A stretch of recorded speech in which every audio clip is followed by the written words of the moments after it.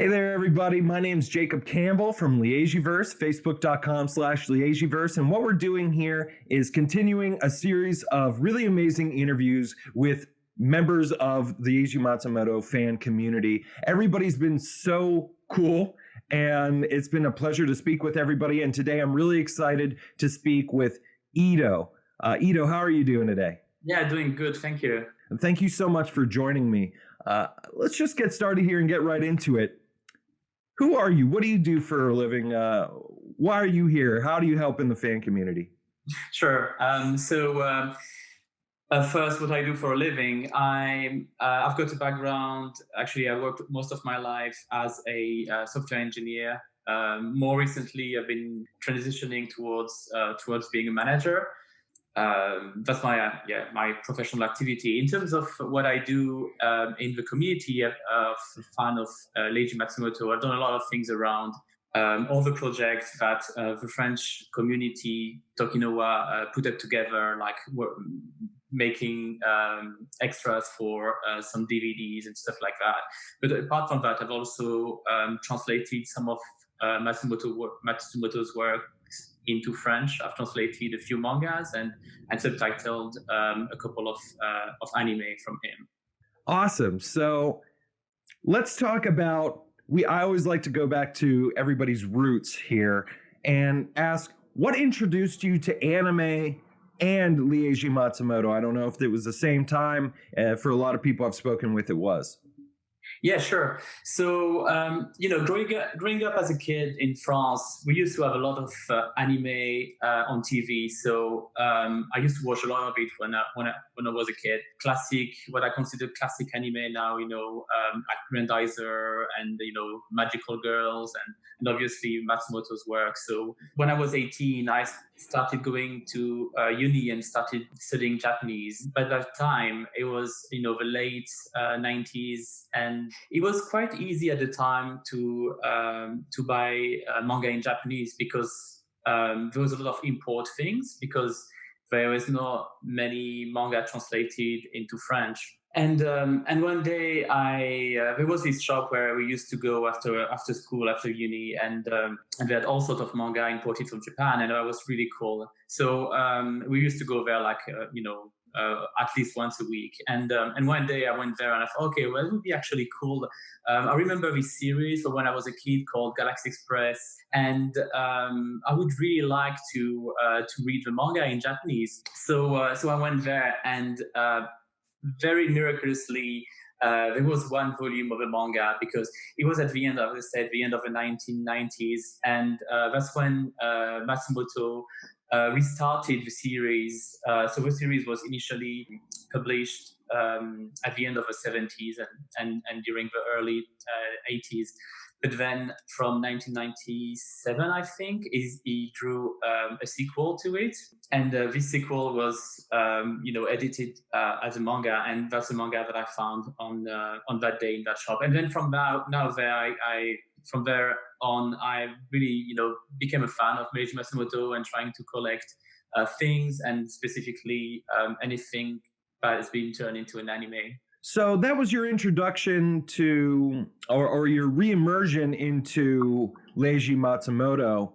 You read it in Japanese. What led you to read Japanese?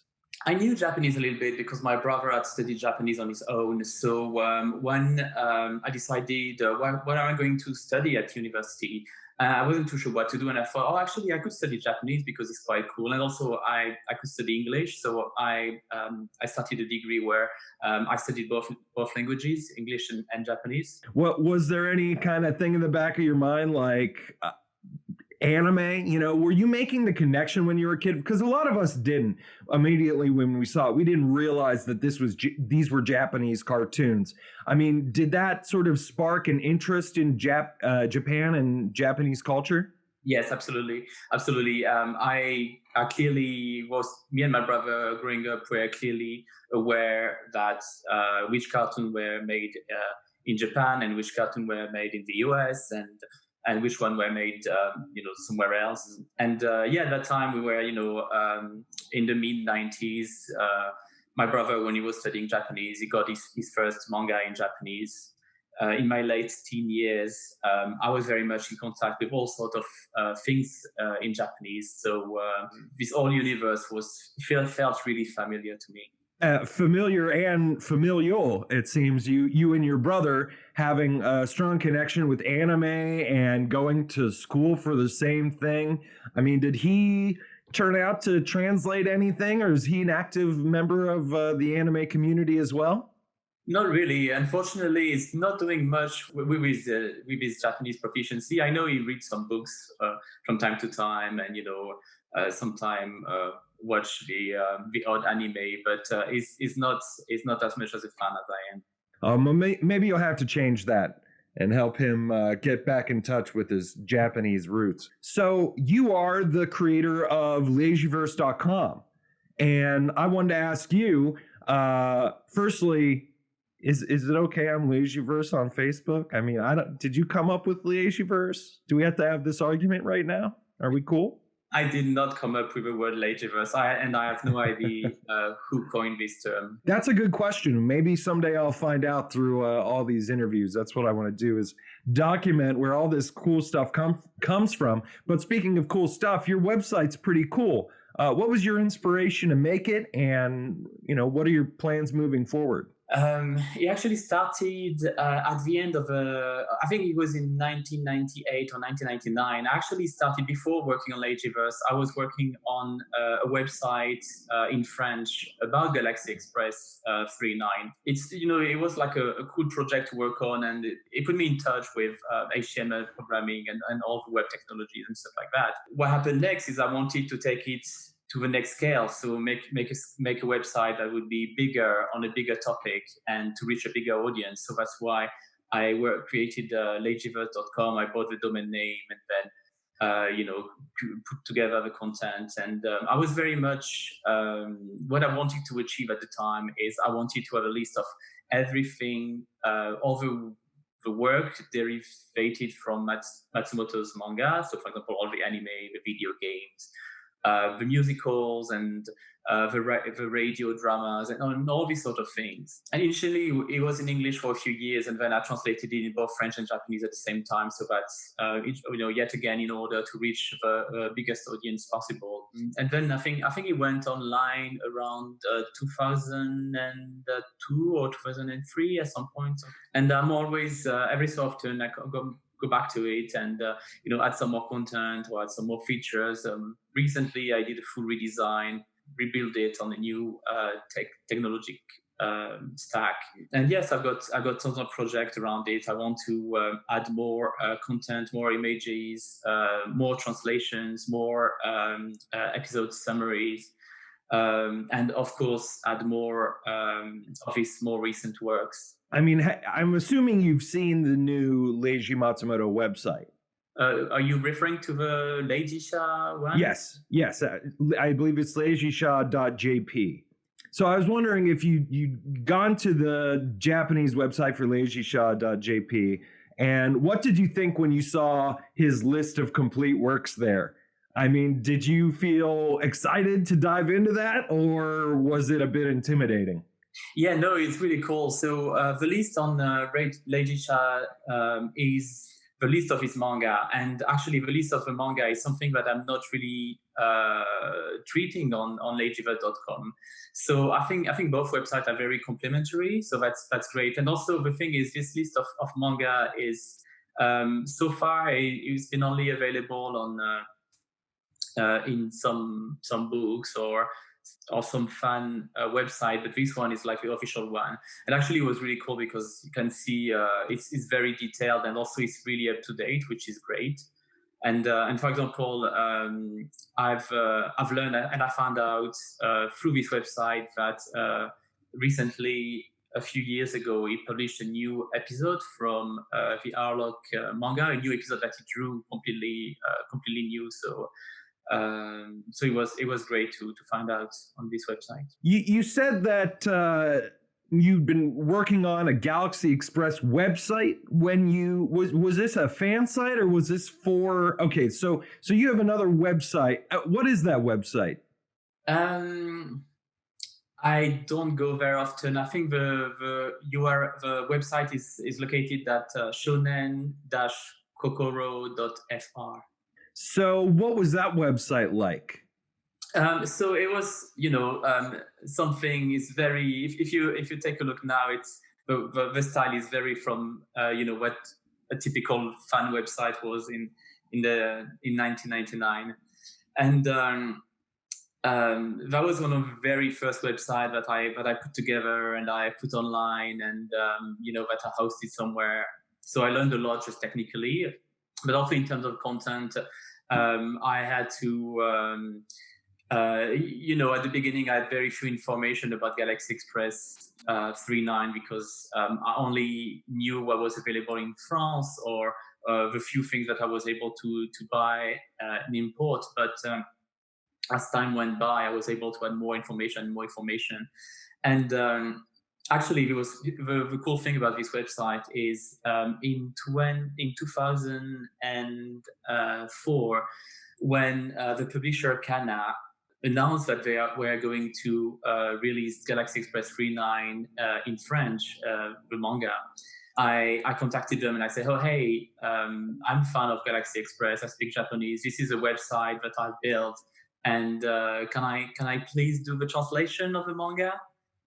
And turns out they said yes, and I ended up working with Kana for about 10 years, doing translations, writing text for a huge number of manga series. Well, let's go down that road because that was a question I would ask. How did you start doing this? And it's really cool to hear that your other fan site, your first fan site, was that a just pure passion project, or was there anybody else that was interested in this with you, or you just wanted to put something out there? Were you trying to learn? Yes, it was all of that really. It was learning more about Leiji Matsumoto. It was like showing as much information as I could, sharing the information with other fans. It was a way to, through this website, I got to meet many people who contacted me and who became friends, like most of the people from the Tokinawa French community. I guess that explains how you got started. I'm sure you were in contact with people who enjoyed your website and maybe informed you of the Tokinawa forum. Is that how it started for you? No, not exactly. So before Tokinawa, there was a forum that was quite short-lived. I think it was only active for a few months, I think, or maybe a year or so. And then at some point, this forum got shut down. And the question was like, okay, so now we need a place to have a community. We need a place for people to be able to share and to communicate and talk to each other. And at that time, it was the four of us with Watcha, Dog Zero, Aziz, and myself, and we decided, okay, so now I think we should create something. We should make a new community, and that's what happened. We were what. I know sometimes we refer ourselves as the four founders of the Tokinawa community, the Tokinawa forum, and there was also the Webring at the time, because in the early 2000s, Webring was a thing, and it was a Webring where all the sites made by fan around Matsumoto Leiji could just be part of, we could go to one site and then go to another site and then get to know a lot more of his work. So when we started Tokinawa, there was a very huge engagement in terms of fan, and some people that we started meeting at this time, we're still very much in touch now, like almost 20 years later. Yeah, and it's a really wonderful community that has been embracing my enthusiasm, and I can tell that's just the general vibe. You guys harness enthusiasm, and through all of your different expertise, you kind of launch all these awesome projects. Talking about manga now again, and your work translating it, can you break down your process? What it's like to translate a manga. It sounded like you were maybe doing it from an amateur level, and then you went to a professional level. And I'm sure those two experiences were dramatically different. Maybe you could tell me what you did as an amateur and then what you did as a professional. Sure. I didn't do much as an amateur. I never really did any. I did very little fan sub. I did very little translation. It was mostly like translating like a couple of phrases or a couple of paragraphs for the forum for Tokinoa. As a professional translator, then the process is so yet again it was about like 15 years ago, and I don't suppose things have changed since. But essentially, the first thing is you receive the Japanese edition of the manga, and the first thing to do is to add a number next to everything that's written in Japanese. So it's obviously the speech bubbles, the names, the captions, or the sound effects, onomatopoeias and everything. And then I would work on a Word document and start with like the number of a page, and then the number of each Japanese phrase as numbered on the manga. And then once I've finished, I would send the numbered manga to the publisher and send also the Word translation. And then I suppose that's when the magic happened, because they are in charge of putting it all together. And there is also obviously once the translation has been done, there is a verification, so to verify that there is no mistakes, no misspelling, that the French translation is correct. And once that is done, once the whole process of verification has been done, there is a final pass where I verify the work of the corrector, making sure that I'm happy with all the changes that have been made. Once that is done, then it's the next step, which is, I suppose, putting it all together. That is like I'm not familiar with these steps because I've never been involved. It's actually replacing the Japanese words by French translation, probably done by some designer. So what would you say is the hardest part of translating Japanese manga? I suppose, there's a lot of constraint when you translate Japanese. Is first of all, the Japanese language itself, there's a lot of words that can be omitted. For example, sometimes you just have a verb, and that's a full sentence in Japanese. And because there is context, it's easy to understand what the author meant. But can you describe one of those instances? Like, give me, this is the sentence, how it would read if you translated every word, and this is what it actually just means? Yeah. So, for example, I don't know, let's say, I'm going to just create a situation. You've got two characters in a restaurant, and we're having a conversation, and then the other one say in Japanese, taberu. It means like literally to eat. But what do they mean? And it's a question. So it could have to be translated by something much longer in English. It could be something, for example, like, are you not eating? Or do you want to have some of that? Or do you want to eat more? Or, something like that. And because of the context, you would have to find a translation that goes well, given the situation. You have met, as pretty much everybody else I've spoken with has, Leiji Matsumoto himself. Can you talk about your experience doing so, and what came to be and what it was like? Sure. So actually, I met Matsumoto twice. The first time, I think it was in 2014. I was working on the International Comic Festival at Angoulême, which is a city in France, and it's like a very massive event. It's one of the biggest in Europe around comics. It's mostly centered around European comics writer and comics works, but there's also a huge section dedicated to Japanese. And on that year, Matsumoto was the the guest of honor of the all event. So I knew that he was there, and I was lucky enough to work on the Asian section of this festival. So the festival is only for an extended weekend. I think it's 4 days. And my boss at the time for these 4 days, he knew that I was a big fan of Leiji Matsumoto, and so obviously he offered me to meet him in private, which was like just terrifying, the idea of meeting him. So there was a huge press conference with Matsumoto, and just before the conference started, he took me to this place, and then I opened the door, and then he was there, and that was just very weird to me because I have only seen his face through on the internet or on DVDs extras, or on a screen, and seeing him real, that was quite intimidating, first of all. So I explained who I was. I explained I had translated Galaxy Express, and yeah, we had a few words, and then he left for the press conference. Turns out, actually, on that evening, my boss also invited me to have dinner with some people from the organization of the festival, some artists, and Matsumoto was there as well. So I also got to spend the evening with him, which was quite a unique experience, I have to say. Yeah, everybody has. Most people seem to have expressed a lot of fear going up to meet him. I mean, let me crack into that.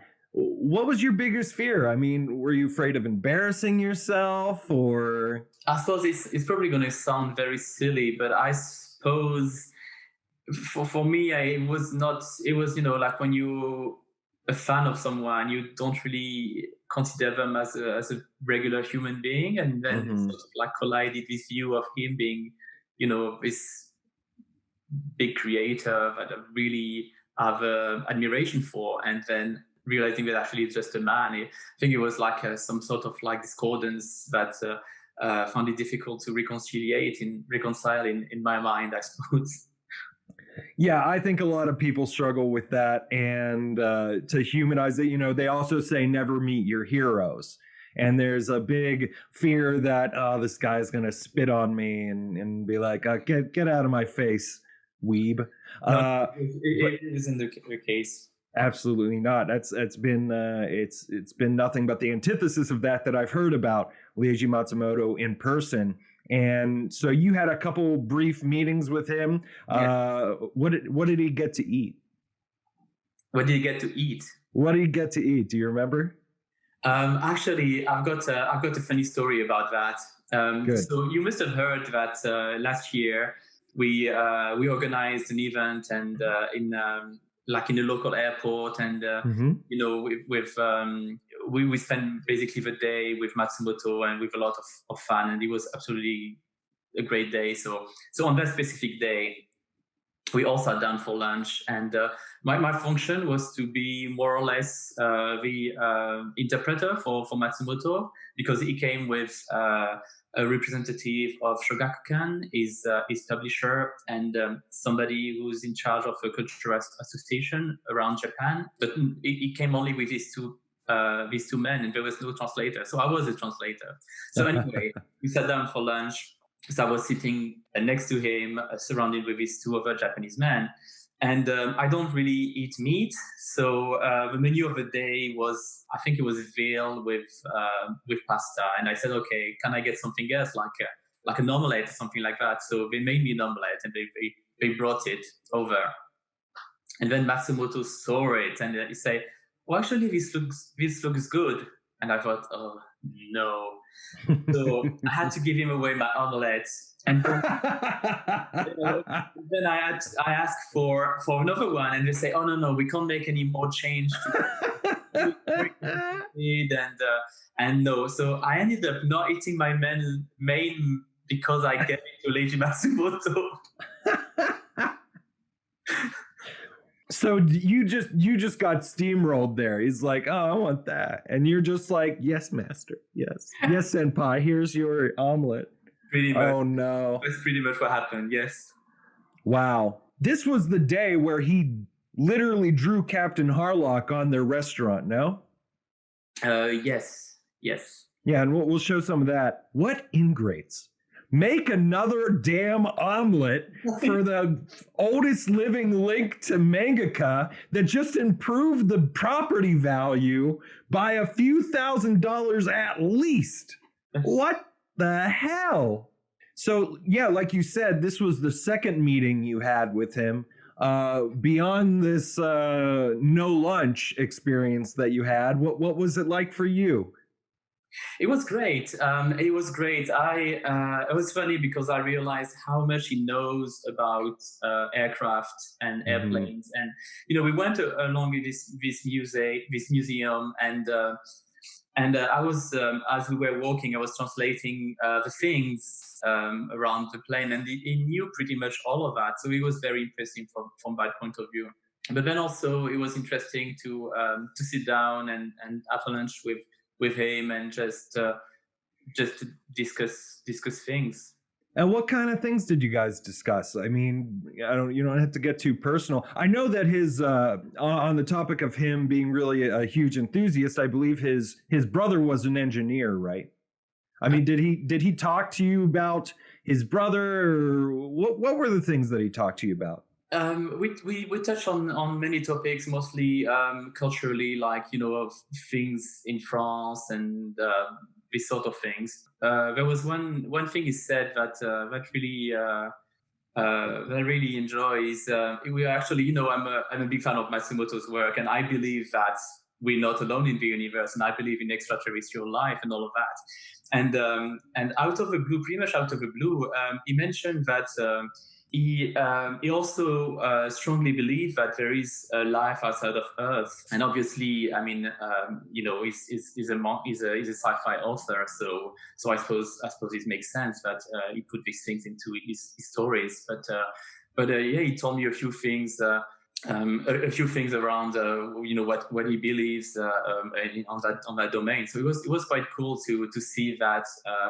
My personal beliefs sort of resonated with his beliefs, and especially in the fact that these things are not necessarily the views of most people. And did you guys get into any, conspiracy theories? I mean, no, we didn't really discuss conspiracy theories. So you didn't discuss any sort of events, or because I mean, now we have the American government basically declassifying UFO information and things like that. I mean, nothing like that came up when you guys were talking about it. Yes, a bit of that came up. Yes, he told me of a few material that he own on that domain. Yes. Oh, is this private, or can I pry? I mean, he's got some ancient alien artifacts. No, exactly. But he's got some like photographs and stuff like that. Oh, okay, like authentic prints of unidentified flying objects or something like that. Something like that, yes. So the first time you met him was at a convention, and these conventions have been really defining for Toki Noir, for Leiji Matsumoto, obviously. I mean, how have these conventions impacted your life? What's really cool with these conventions is you get to realize that you're not alone. It's very easy to meet people online and to interact with people online and create friendships and all of that. But when you go to these places, like for example, I'm thinking about like Japan Expo, which is like one of the biggest convention around anime and manga, possibly in Europe, and you see that many people into the same thing that you are, and I think it's really cool. It's very heartwarming, and it's very also. I really like that. Some things are very niche, and if you're in something that's extremely niche, then going there, you got a chance to actually meet with people who have the same interest than you. So yeah, I think it's from this point of view, it's really cool. Yeah, it sounds like a very wholesome connection that is sort of a physical manifestation of what's already a wholesome connection with all these people you're digitally interacting with, and that's really important. And it's led to so many cool opportunities for the group, for you personally.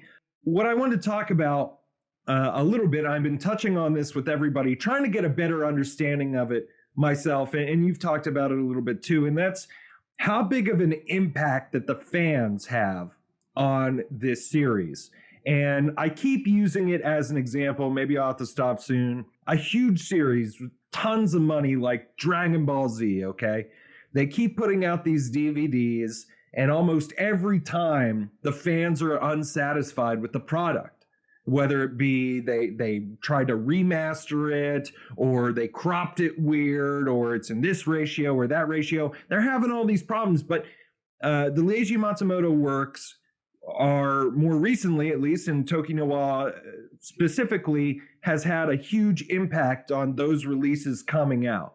And you've worked on fan translations yourself, and I don't hear any complaints. And it seems to be because the fans touch it themselves. I mean, how do you feel about that? Why do you think Leiji Matsumoto fans are so hands-on with the work? I never gave it too much thoughts. I suppose for as far as we're concerned with Tokinawa and all the things that we've done with helping with the DVD editions, I think what we wanted to do is to make a DVD edition that would satisfy the fans. So it was always great to work on extras to be added to his DVDs, or working on the notes, like a little booklet inside of those. Yeah, I don't know. I suppose the nature of being a fan is always being dissatisfied, because that's I suppose that's how you should be, because there is always something that you're not gonna enjoy, because I suppose when you're a fan, you're dissatisfied by default, so that's why you want more, and you want the best, and you want to reach the perfection, and well, I suppose that's how I see it, and I can totally see that aspect in me. And sometimes I'm very dissatisfied when there's DVDs, and then the sound is not nice, and the image is very grainy, and you can tell they not put too much of effort in that. And I think there is a huge gratefulness that comes from people now.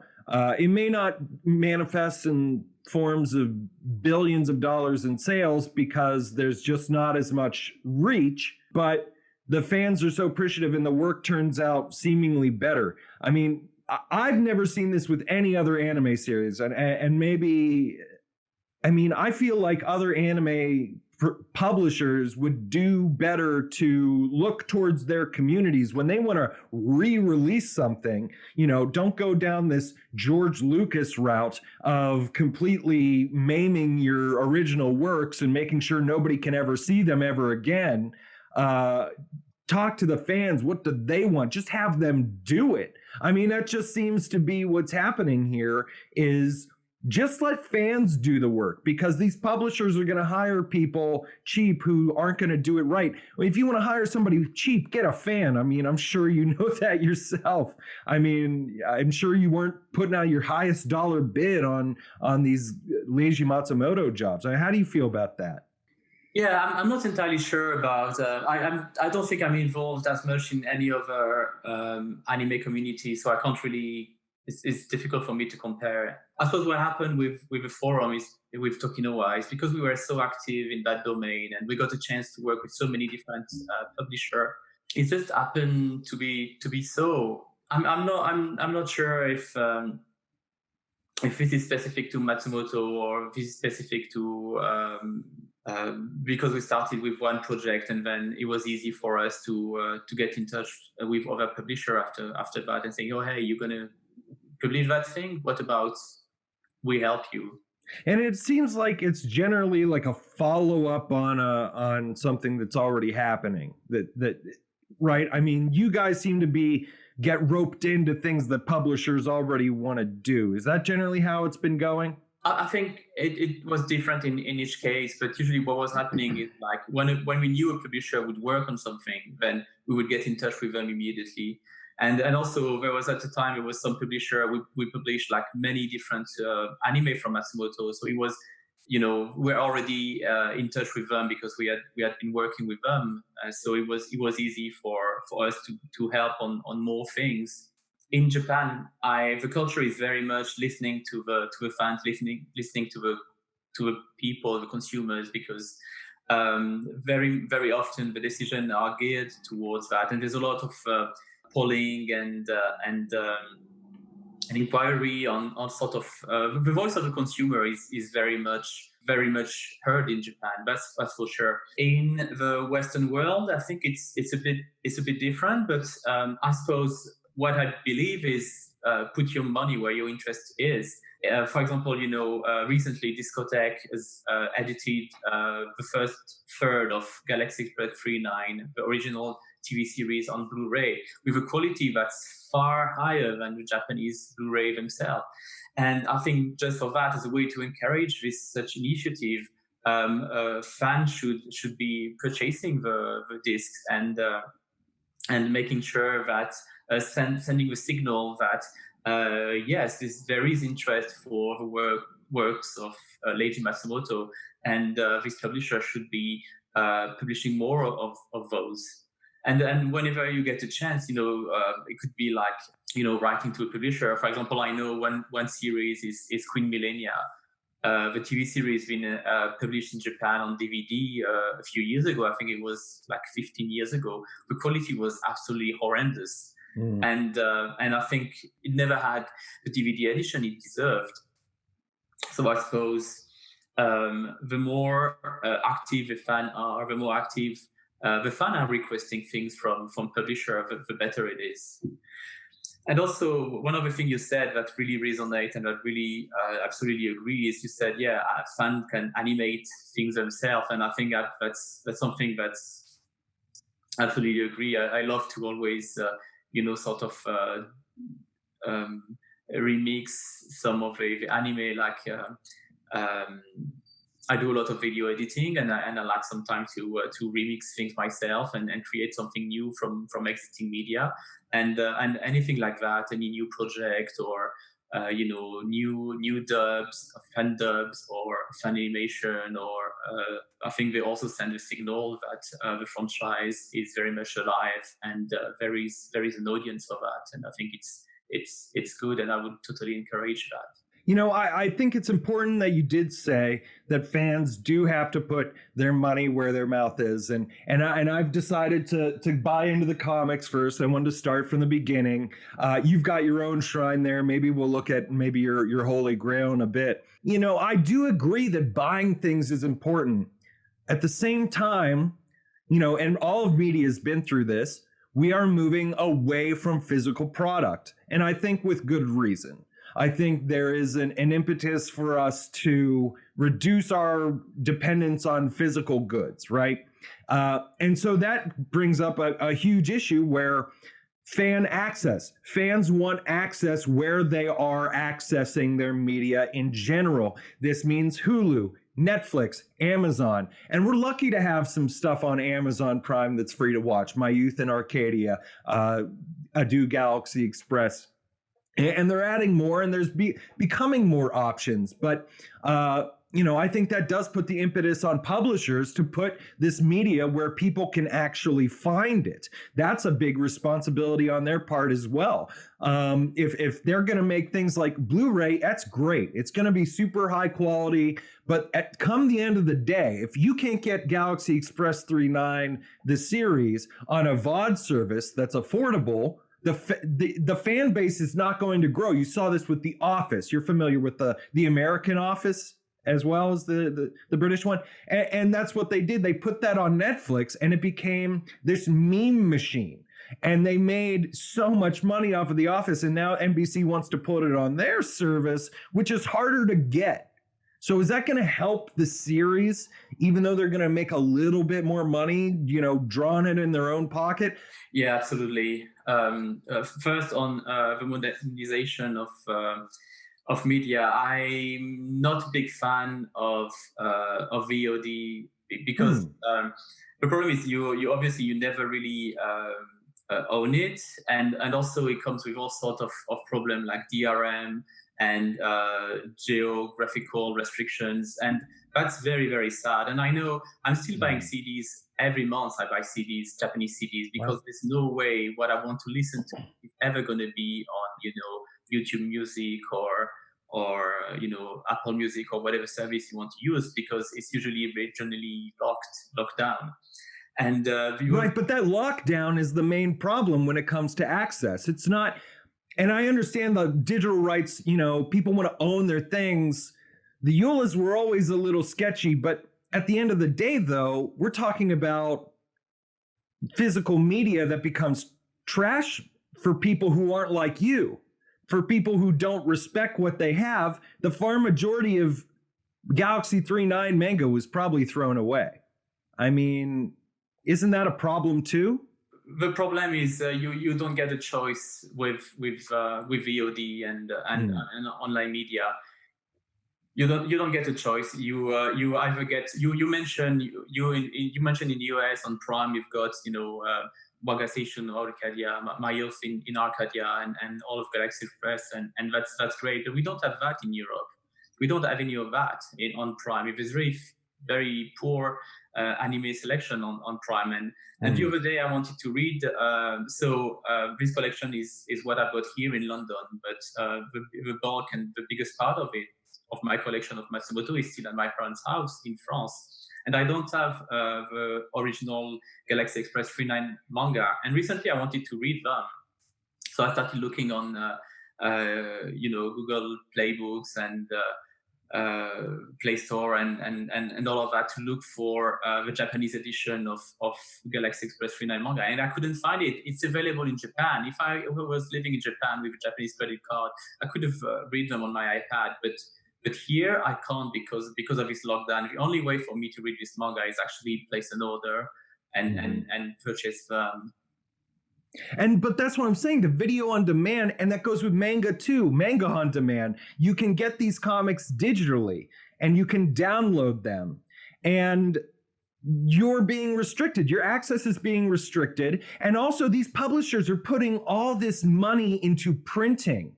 And printing a physical product creates so many more logistical issues. You've got to store it, you've got to ship it, right? You got to protect it, and all these different things. And then it has a huge environmental concern. I mean, I'm hoping you're a fan of Leiji Matsumoto. He cares about the earth. He understands the importance of the environment. I'm guessing you picked up on some of those values. I mean, publishers don't have to invest a ton of money into translating Otoko Oiden. What they're concerned about is, can we print this and sell it? And to me, it's preventing fans from being able to experience important media. And so I guess this is kind of turned into a debate or a discussion or trying to reach an understanding here. I mean, what do you think about that? I still think that physical goods at this stage, at this time, is much better. It's much better than digital ones. In Japan, for example, there's a huge market for secondhand anything. Shops like Book Off and Tsutaya and all of those. When you go to Japan, you can get anything at like a fraction of the original price, because Japanese people take really good care of what they do. Because the space is limited in Japan, when they run out of space, they just bring their goods to these secondhand shops, and then it's very easy to buy DVDs and stuff like that. So if we continue with the current trend of geographical restriction, it's the same. Like some video on YouTube are geographically locked and you can't watch them outside of Japan. And I mean, like, what reason for that? Well, thankfully we can get around that, right? I mean, you can use a virtual private network. You can use a VPN and access. I can go on a VPN and access BBC. So there are ways to get that digital content. You just have to outsmart that. Unlike a physical product where there's no way for me to hack my way in to getting a Japanese manga that is physically only existent in Japan. Do you see my point there? I mean, if you could digitally get that manga that you were talking about not being able to get, you would have it. So is that not better? That would be better, but I doubt it's going to happen in the near future. Why is that? because I think there is, I suppose, publisher and translators in each country, they want to have their said, and we wouldn't agree if, let's say, for example, Toei Animation, who owns the right for most of the anime from Leiji Matsumoto, would start streaming their anime across the world, because it means like local publisher wouldn't get a chance to make any business. I just think that's a zero-sum approach to the problem, because one of the biggest reasons why Harlock and Leiji Matsumoto's work doesn't reach its full potential is because of its limited access in the West. And so, I mean, being in France and coming from France, you did not experience that as severely as I have now. And I'm being a 30-year-old saying, why didn't I know about what this was? Why wasn't this shown to me? And why is it so hard for me to consume? I'm a dub over sub guy. I have a mental break that makes it hard for me to enjoy subtitles. I just want to relax and experience. I want to absorb it. I want to be lazy. And I'm not getting to do that because limited access lowers demand internationally. We live in a globalized world.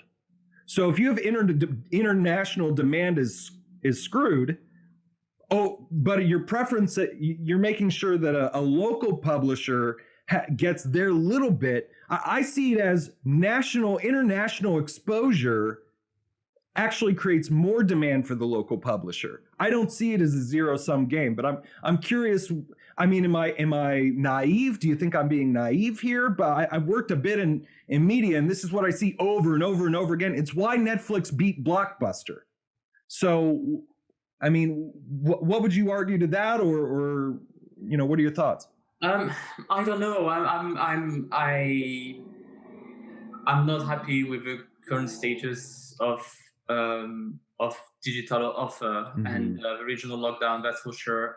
But that's the way it is, and I still want, in this context, I still want to be able to consume the thing I like. So I think there's definitely room for us both to get what we want. I don't see this as zero sum. I think maybe printing on demand might be more preferable at this point. If people want to physically own things, print on demand exists. And I just don't resonate with the printing of thousands and thousands of products that may or may not sell. That's my irk with, I'll get on my grand saying, capitalism in general. It makes a lot of trash because you have to produce a lot of stuff. And it makes every release a huge risk. And that risk screws over the fans if the publisher doesn't feel like their coin flip is going to be favored in their direction. They want to win their gambles. And they're not, and that's, I think, why when people like you fans like yourself have worked on this stuff, that's why it turns out so incredible, because the fans actually got to do something with it. If you remove the need to produce physical media and store it and ship it and all these other logistical costs and just boiled it down to the pure content that you can just basically download right into your brain, I think the community would grow. You would get more content, because that's what's happened with everything else that's gone international video on demand. And we have things like, have you seen Retro Crush yet? Retro Crush is a new website. This is not a sponsorship or a plug by any means, but a new website where they've been uploading a lot of old anime, and I'm not sure what they're going to do with it, but they're making it so that people can get access to this old stuff that before you'd have to buy on eBay for $1,000 on VHS. I mean, that may be hyperbolic, but it's not too far removed from the truth. That's a greater restriction than, a VPN, something a VPN could get around. So that's my main concern. And I think there's a way for both of us to get what we want. And I do think it comes down to fans. I think that's the biggest part of what's going on here, is that the fans can be more active, even just beyond buying a Blu-ray. But I don't own a Blu-ray player.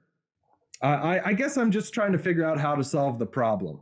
And I guess maybe people in the comments below can talk about what they think the solution is. I mean, do you have anything else to say on the topic? No, I suppose a business model where a company would buy the right for a work and then like work with reduced costs and then put it available in the media that wouldn't cost a lot of money. Even I suppose it would be profitable, but then how do you reach the fan is another question. Is there a critical mass of fan for any given work? Well, we have all this crowdfunding now too, and I wanted to talk about that a little bit.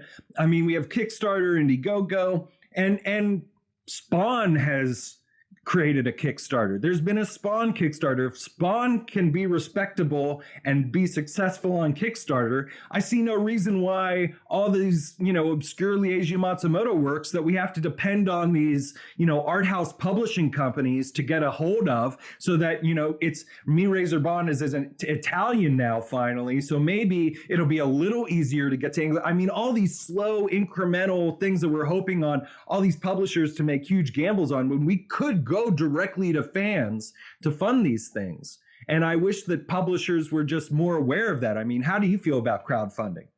Oh yeah, absolutely. I mean, I'm absolutely in favor of it, and I usually I very often support projects on crowdfunding. The thing is, it actually puts the yes, it's actually make sure that something is going to be profitable before going into the realization phase, and then everybody who wants a physical product gets it and no more. No, you don't have to make more than what people are going to need to keep printing costs down, because it's made to order. You know exactly how much it's going to have to cost at that point. And I think everybody wins in that scenario. So yeah, I think it would be great to move in that direction for fans who want things to speak to publishers, and people who are publishers and work with publishers. Pay attention. We're talking about important stuff here. So I want to ask this question. I kind of regret not asking a couple other people. Which Leiji Matsumoto character, which Leijiverse character are you? It's tough.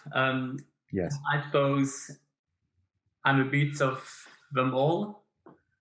I don't really know. I don't have one favorite characters. I know. I enjoy Galaxy Express 39 a lot. That's my favorite series, and I like both Metal and Tetsuro, and also the 39 controller. But I wouldn't say that I'm one character or the other. I think that's also it would, if I were, it would also be different depending on the day. Yeah. I mean, do you remember ever watching a Leijiverse show and feeling feel like you resonating with a particular character? Yeah, I think I resonate a lot with the characters who value and who put freedom and liberty on top of anything else. So, like Emeraldas sailing across the universe on their own, or Arlok just living the life that he decided he wanted to live, no matter what the consensus is around. So yes, that's the kind of character that I feel very close to. I was told by Watcha that I could ask you my craziest questions, and I kept trying to think about crazy questions because he said you know it all.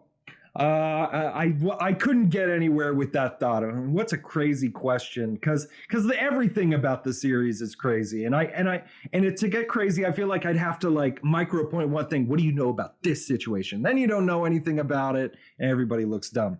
So just tell me, what's the craziest and most obscure fact about the Leijiverse that you are aware of that maybe a listener right now isn't?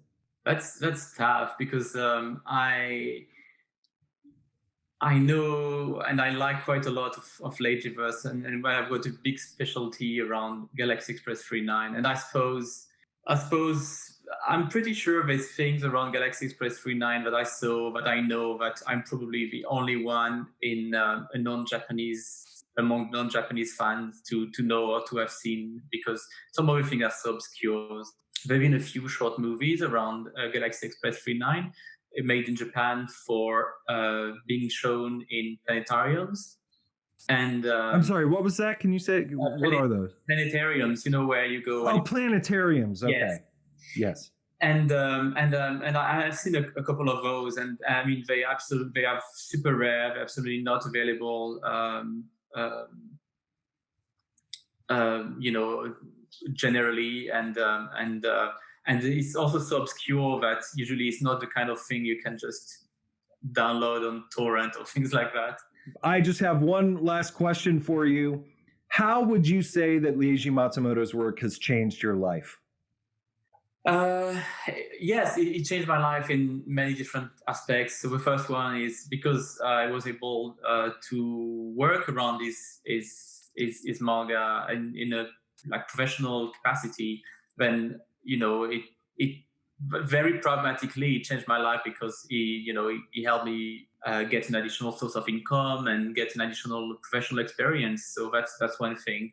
And then more sort of more personally, I suppose, now I enjoy traveling in trains because they always remind me of Express 39, and I also enjoy looking at the sky at night in summer when there's no clouds, because it's just so inspiring, and it reminds me a lot of his manga. And as I said earlier, imagining being Emeraldas traveling alone on the stars aboard a ship, and it's just so it's so inspiring and so empowering as well.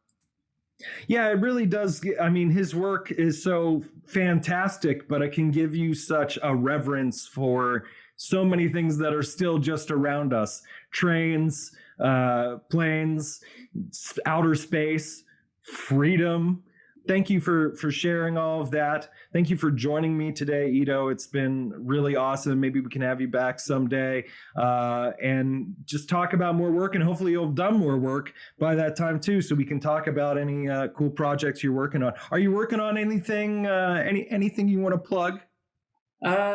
Yes, actually, as a matter of fact, I'm working on something. I'm trying to I don't know if you've heard, but there's a game in PlayStation that was released a few years ago called Matsumoto Leiji 39.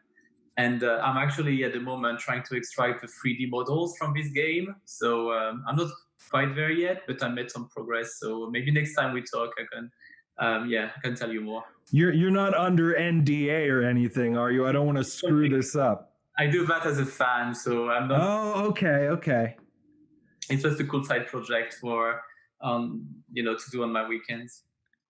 Awesome. Well, I hope you can get those resources, and maybe we can see some fun 3D animated fan movies or something in the near future. Yes, please keep us up to date, and maybe you can get me some more of that info, and I can even post about the project on the page. Of course, I'm always willing to give Leijiverse.com a plug on Facebook.com/Leijiverse. So thanks again for not beating me up for doing that or anything. I appreciate your kindness. And yeah, man. Yeah. Any final words for us? No, I just want to thank you for the work that you're doing. It's really good to have this, the energy and the enthusiasm that you've got in helping and making sure that the work of Leiji Matsumoto are shared and shared with as many people as possible. So thanks a lot for that. And I thank you for the exact same thing. It takes a whole crew to make this work. So we're on the spaceship, and that's been another big theme that's come up over and over again in these interviews. Is each of us seems like we're a crew member on the Arcadia, and we want to invite you at home to shoot your own flag and fly under the skull and crossbones and join the Arcadia, and let's get some more stuff. We want to see more stuff. We want to read more stuff. That's the biggest thing that we all want. So thank you again, Ito. Oh, and I'm going to ask you for one more thing. The first time I asked for this, it was Watcha, and he refused. And then I got him on camera again. He was interviewing with other people, and he got into it. Can you give me a Harlock salute? Thank you. Leijiverse out. Have a good day. Thanks, Jacob. Bye-bye. Thanks.